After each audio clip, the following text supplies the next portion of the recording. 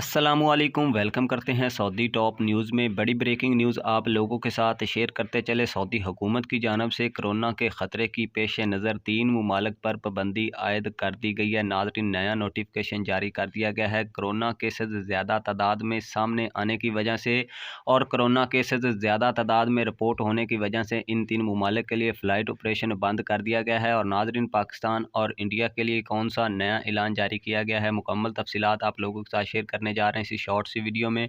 Video को शुरू से आखिर तक आपने लाजमी तौर पर देख लेना है। चैनल को सब्सक्राइब कर लेना है, बेल आइकन को आपने दबा लेना है। सपोर्ट के तौर पर आपने वीडियो को लाइक ज़रूर कर देना है और अपने दोस्तों के साथ भी लाजमी तौर पर फेसबुक और व्हाट्सएप पर शेयर कर दिया करें। तो नाज़रीन, आप भाइयों को बताते चलें, सऊदी वज़ारत दाखिला की जानिब से 3 ममालिक पर पाबंदी का जो नया नोटिफिकेशन है वो जारी कर दिया गया है, जिसमें लीबिया, लेबनान और सर्बिया के ममालिक शामिल हैं। और पाकिस्तान और इंडिया के लिए ये नया ऐलान सामने आया है कि अगर पाकिस्तान और इंडिया में भी कोरोना केसेस की तादाद बढ़ने लगी या केसेस ज़्यादा तादाद में सामने आए तो हो सकता है पाकिस्तान और इंडिया के लिए भी बहुत जल्द फ़्लाइट ऑपरेशन बंद कर दिया जाए।